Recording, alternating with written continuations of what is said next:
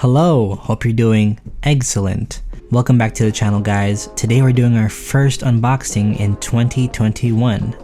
Before we start though, I just want to say a huge thank you to everyone who has subscribed. We broke 800 subscribers the other day, or last week actually.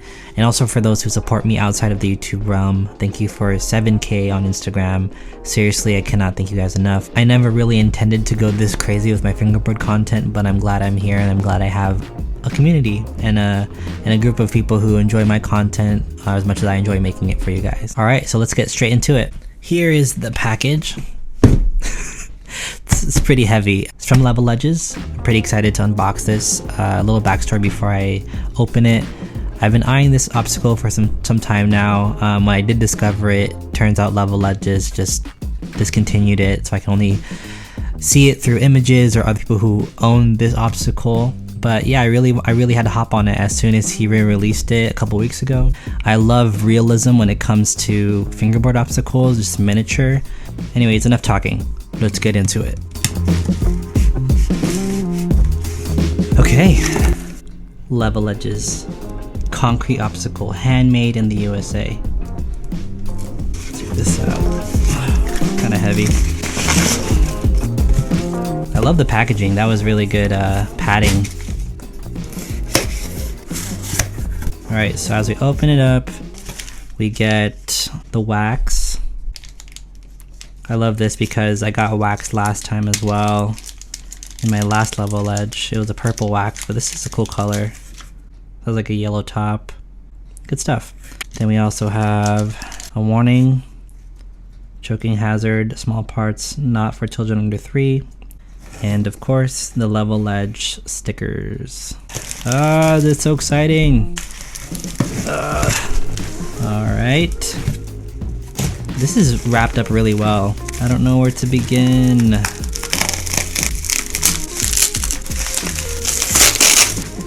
If you're not struggling opening up your obstacle package, was it really wrapped well?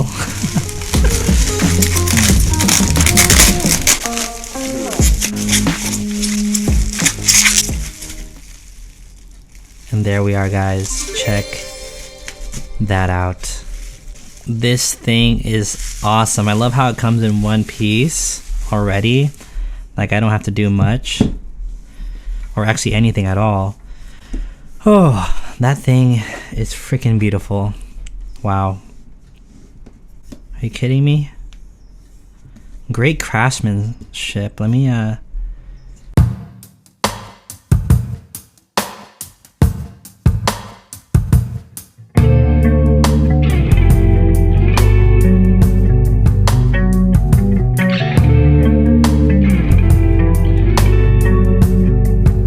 Alright, I'm actually not too sure what happened, but I guess the second half of the video wasn't filmed or recorded, so here we are at night. But it's okay, we'll continue on.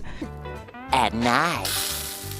So yeah, the quality of this thing is awesome. I mean, I've actually been skating it quite some time already, but you can't really tell because, you know, the quality is so high tier that, you know, I think it can endure quite some time. Yeah, check it out. So we have like the emblem right here. We have LevelLedge emblem. And we have this wood top side bench. It's kind of like an L shape, really cool. I think originally the design is magnetic. I can see why he changed that to just having it stuck on. I mean, unless you really just want that concrete side, I mean, you can always just get like a loaf or something from him, right? We have the planter. This is really cool.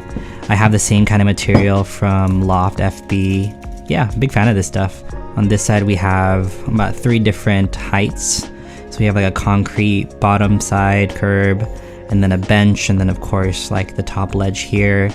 Overall, you know, the quality is really cool. I like this design a lot. I think it's really cool, quite heavy. We can kind of go over the heights really quick. So from the curb, it looks like we're looking at a little under an inch. Let me go by centimeters actually. Like 1.5 centimeters high.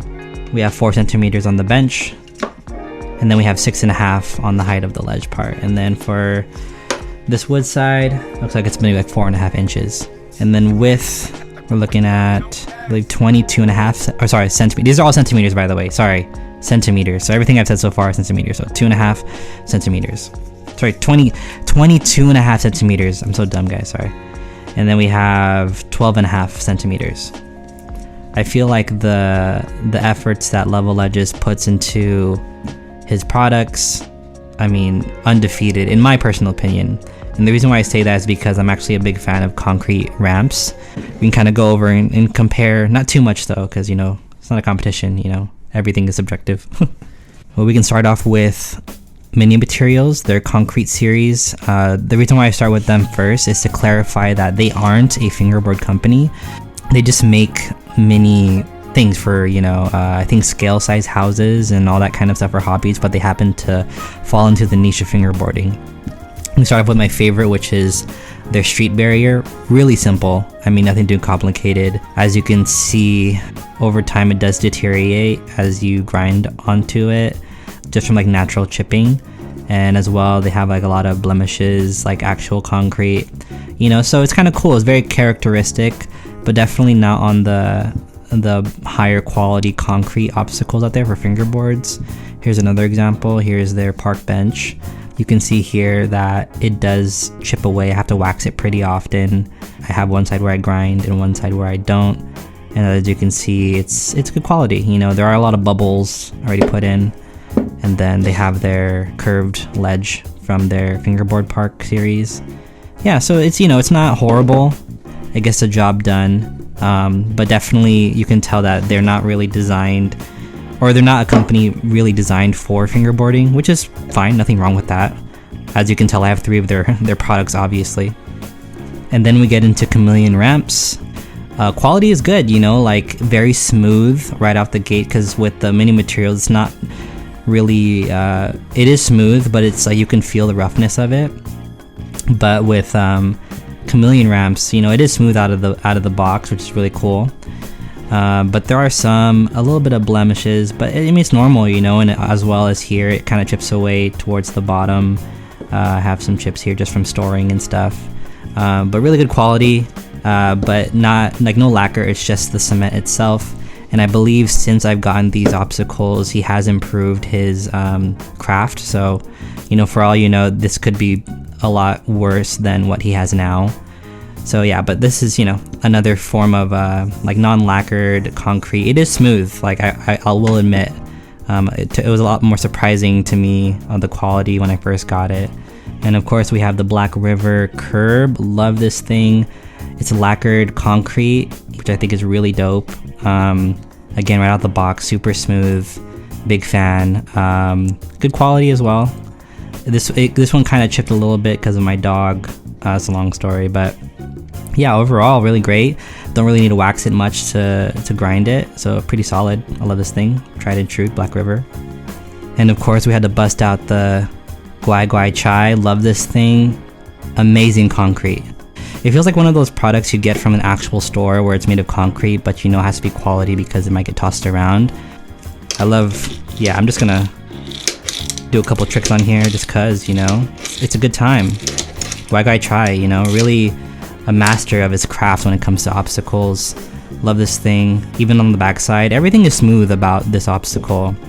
Definitely probably like my second best concrete obstacle, not only because it's a quarter pipe, but also because the quality of the concrete is just. And of course we're revisiting LevelLedge, you know, the loaf he has here, loaf brick. Love this thing. What I love most about this loaf is that it's technically a blem in the eyes of LevelLedge, but if you guys look here, you can't even really tell, but the blem is just a couple air bubbles. There's nothing wrong with the top. And if you see, as I used it over time, it hasn't even actually chipped. It's like it just kind of grayed out a little bit, but it's still super smooth. It's barely chipping away. And then this is the side that I don't grind at all. It's super smooth, you know? LevelLedge is definitely, in my opinion, probably top tier concrete obstacles when it comes to the range of concrete obstacles out there. But yeah, back to the pLaza. You know, this thing is awesome. I just remember eyeing this thing for so long, or, you know, wanting one, because I never knew if it was going to come back into production, but I'm really happy that it is.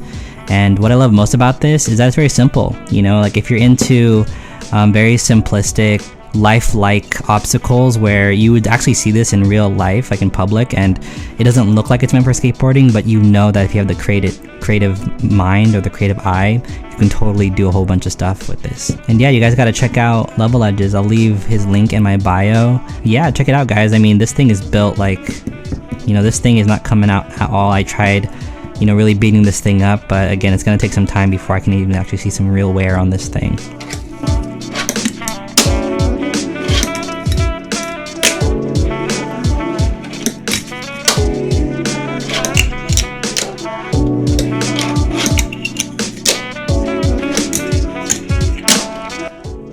The only things I would have to say about this obstacle that I wish were a little different is just if these little side parts were out just a little bit more, just a tad bit, you know, because this is more like a curb, which is fine. I can still get my tricks in, but it's just a little bit difficult sometimes, or I just suck.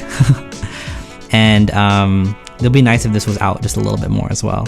I think it'd be really cool just to treat it not only as something to grind, but also if I can just like do like a little bit of a manual on it, or, you know, possibilities. But yeah, guys, thanks so much for watching again. I really appreciate the support and the amount of love you guys leave in the comments.